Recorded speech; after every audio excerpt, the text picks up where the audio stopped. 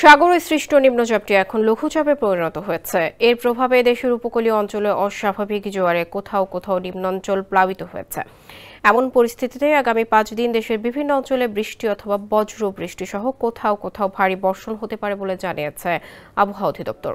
সহকারী আবহাওয়াবিদ আফরোজা সুলতানা জানিয়েছেন, ঝাড়খণ্ড এবং তৎসংলগ্ন এলাকায় অবস্থানরত নিম্নচাপটি পশ্চিম উত্তর পশ্চিম দিকে অগ্রসর ও দুর্বল হয়ে সুস্পষ্ট লঘুচাপ আকারে মধ্যপ্রদেশ এবং তৎসংলগ্ন এলাকায় অবস্থান করছে। মৌসুমী বায়ুর অক্ষের বর্ধিতাংশ রাজস্থান, উত্তরপ্রদেশ সুস্পষ্ট লঘুচাপের কেন্দ্রস্থল, বিহার, পশ্চিমবঙ্গ ও বাংলাদেশের দক্ষিণাঞ্চল হয়ে আসাম পর্যন্ত বিস্তৃত রয়েছে।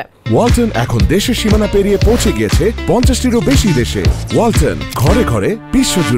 মৌসুমী বায়ু বাংলাদেশের ওপর সক্রিয় এবং উত্তর বঙ্গোপসাগরের মাঝারি অবস্থায় রয়েছে। সোমবারের আবহাওয়া পূর্বাভাসে বলা হয়েছে, ঢাকা, খুলনা, বরিশাল, চট্টগ্রাম ও সিলেট বিভাগের অধিকাংশ জায়গায় এবং রংপুর, রাজশাহী, ময়মনসিংহ বিভাগের অনেক জায়গায় অস্থায়ীভাবে দমকা হাওয়া সহ হালকা থেকে মাঝারি ধরনের বৃষ্টি, বজ্র সহ বৃষ্টি হতে পারে। সেই সাথে ঢাকা, খুলনা, বরিশাল, চট্টগ্রাম ও সিলেট বিভাগের কোথাও কোথাও মাঝারি ধরনের ভারী থেকে ভারী বর্ষণ হতে পারে। এদিন দেশের দক্ষিণাঞ্চলের দিন এবং রাতের তাপমাত্রা সামান্য কমতে পারে এবং দেশের অন্যত্র তা প্রায় অপরিবর্তিত থাকতে পারে।